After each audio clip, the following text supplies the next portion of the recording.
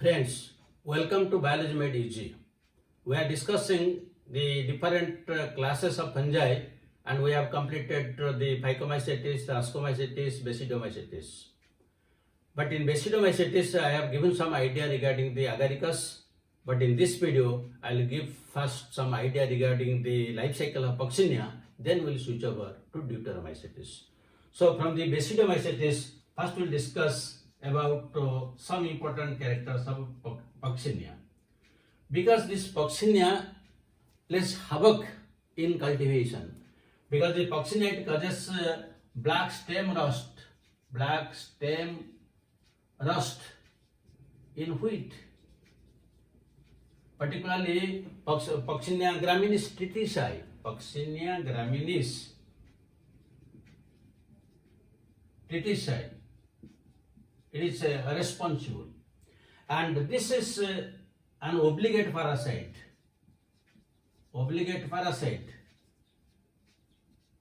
And its life cycle is heteroecious. The life cycle is heteroecious. This is very important. What is the meaning of heteroecious? Usually, some parasites are autoecious, some are autoecious. That means they complete their life cycle in a single host. But heteroecious means they require two hosts to complete their life cycle. That is heteroecious. And the Puccinia is heteroecious. That means it requires two hosts to complete the life cycle. So these two are, one is primary host, which is usually wheat plant, and the other is alternate host. Alternate host, that is usually barberry plant. And by covering both the plants, it completes the life cycle.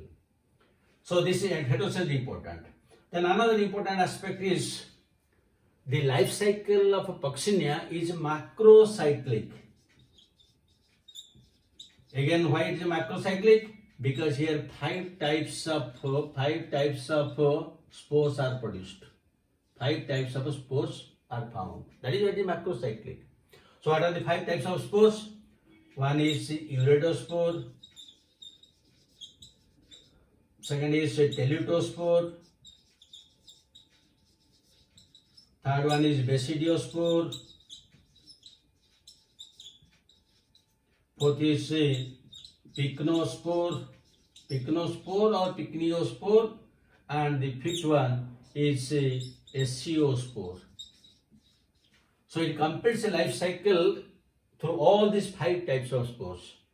But how it completes the life cycle, taking both the wheat plant and the barberry plant, that is very, very important.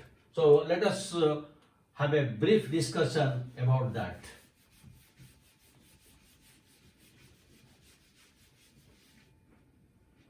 Now suppose this is the uredospore. The uredospore is dikaryotic, N plus N. And this usually it develops in wheat plant. So how it develops in wheat plant? Now when the aeciospores are also dikaryotic.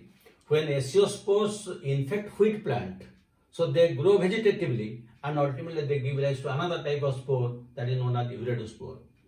Now this uredospore has again capacity of reinfecting the plant, reinfection.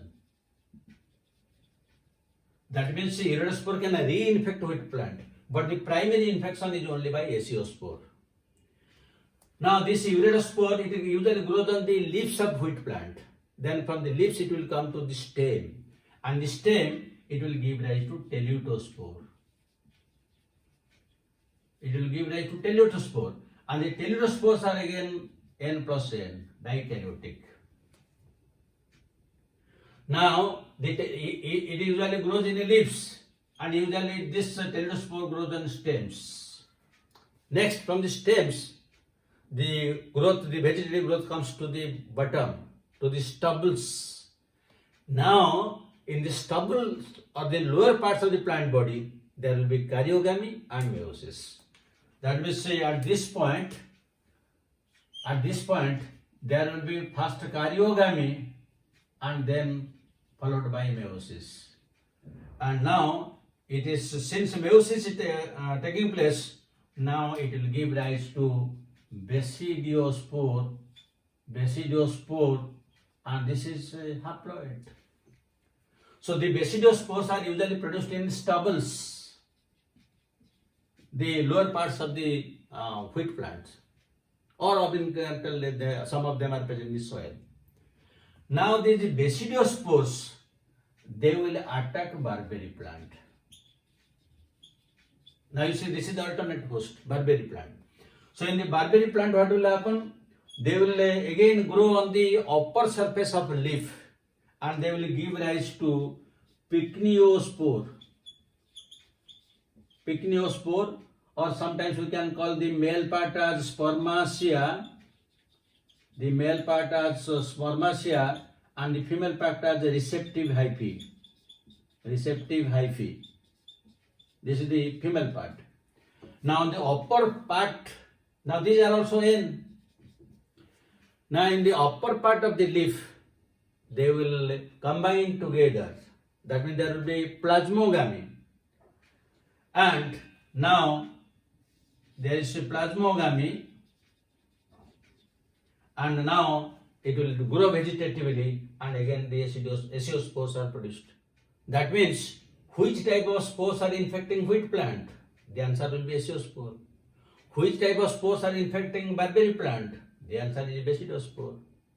And this from aeciospore to teleutospore, these three, these are the dikaryotic phase, while this is the haplophase. That means the haplophase is continuing in barberry plant, while the dikaryotic phase is taking place in case of wheat plant, and thus one is alternating with another. That is why its life cycle is heteroecious, it is a macrocyclic, because 5 different types of spores are produced. So when it causes stem, black stem rust in wheat, that's a loss in the production. That is why scientists thought that if this barberry plant will be eliminated, then the Puccinia cannot multiply itself. That is why from India they removed this barberry plant. But again they found that the disease is occurring year after year, even if there is no barberry plant. That means there is some other organism where the spores are remaining and they are reinfecting. So they are known as collateral host. And the collateral hosts are usually some grasses like cynodon. Then another is Brija grasses, and also there is another bromus. These are some grasses where these uredospores, they remain. So because the uredospores have capacity of reinfecting wheat plant. So when there is no wheat plant, the uredospore will remain as such, and again when the plants will grow, they will reinfect, and they usually remain in this type of grasses. So that is known as a recurrence of the disease year after year, even if there is no alternate host. That is why this disease is very common in the wheat in case of India. So this is about the brief idea about the life cycle of Puccinia. It is very, very important. Now let us discuss the DEUTEROMYCETES. So DEUTEROMYCETEs is the last class among fungi, and it's very simple. Why it is simple? Because the important thing is absent. Deuteromycetes. So these are usually known as imperfect fungi. Now why it is not an imperfect fungi? Because the sexual reproduction is absent. Because no sexual reproduction. If sexual reproduction at any time will be found in any of the genus coming under Deuteromycetes, then immediately it will be shifted to either Ascomycetes or Basidiomycetes. That means no genus with sexual reproduction can remain in Deuteromycetes because it is fungi imperfect. There is no sexual reproduction. If at any time there will be sexual reproduction, depending upon its type of spore production, either it will be shifted to asexual or sorry, the ascomycetes if ascospores are produced, or basidiomycetes if basidiospores are produced. So it is always imperfect fungi, or you can tell fungi imperfecti because sexual reproduction completely absent. Now another thing is here the mycelium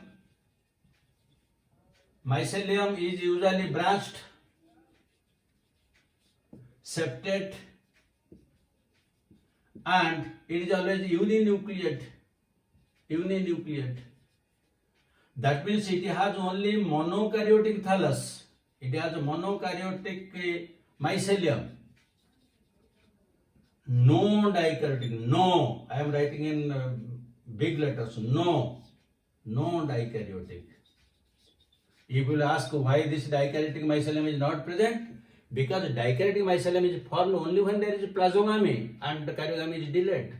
Here there is no sexual reproduction, so there is no question of dikaryotic phase. Then, how it reproduces?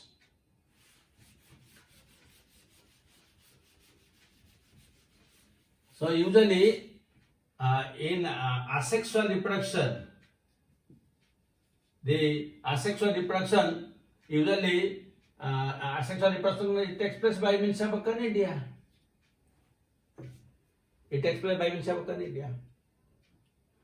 And the vegetative reproduction only by fragmentation, because sexual reproduction is absent. So now it is very simple to remember. Now most of these members belonging to Deuteromycetes, they are usually saprophytes. Some are parasites, some are decomposers of wood. Because of this reason, they are very important in the recycling of minerals. They take part in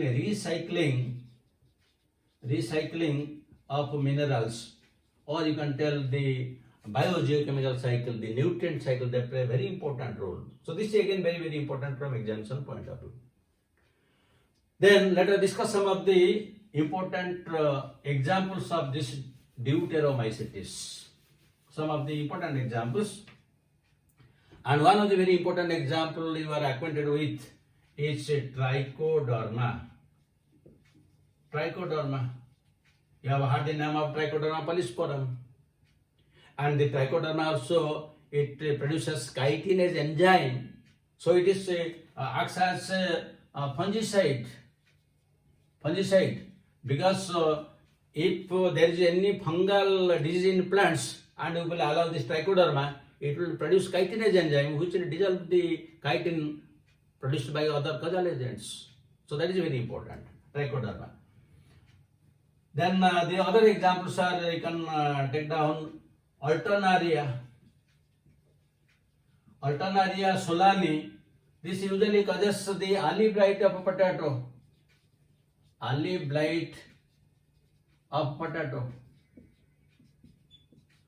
Then another example is Coletroticum falcatum. It causes red stripe of sugarcane. Then another is Helminthosporium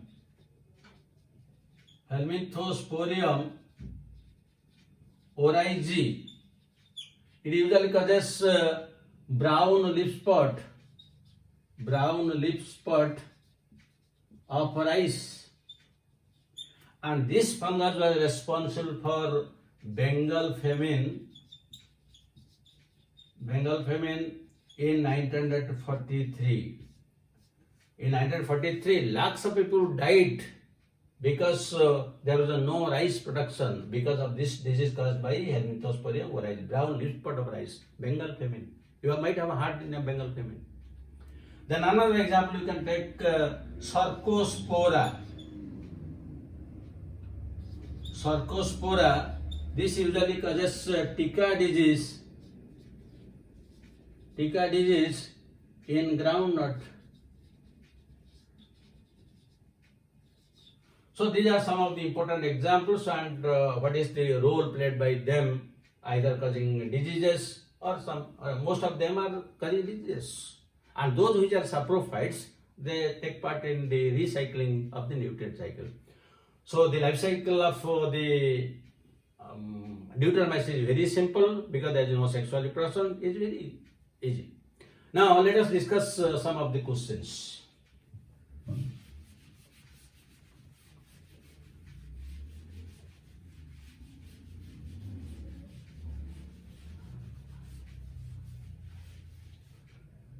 Number one question. Which is not a character of deuteromycetes? A choice, uninucleate. B choice, pynucleate. Then C choice, you can tell the sexual reproduction present. D choice, dikaryotic mycelium. Dikaryotic mycelium is short-lived. Short-lived. Now take the second question. The second question is, diseases in wheat are caused by A choice, puffballs. B choice, spores. C choice, rusts. D choice, both B and C. Take third question.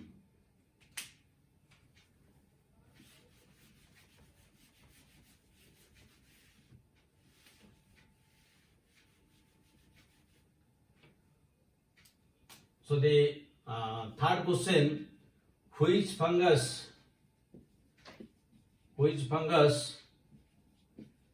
helps in recycling of nutrients?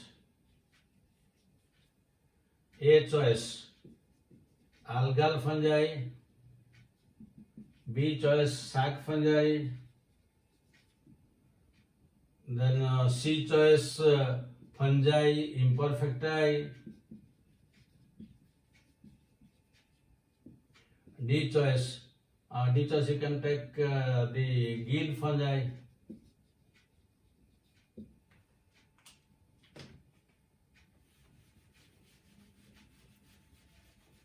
Then another question you can take. Gills are found in one of the following fungus.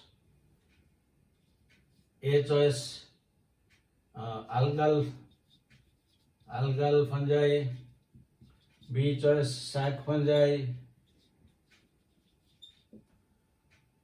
C choice, club fungi.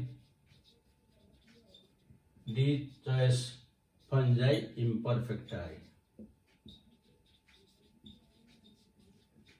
You will be able to answer all the 4 questions. Still, if there will be any doubt, you go through the video again, and I hope you can answer all the 4 questions correctly. Thank you very much for watching the video. With this, the fungi chapter is complete and the biological classification is also complete. From the next video onwards, we'll start the plant kingdom. So thank you very much. God bless you. Have a good day.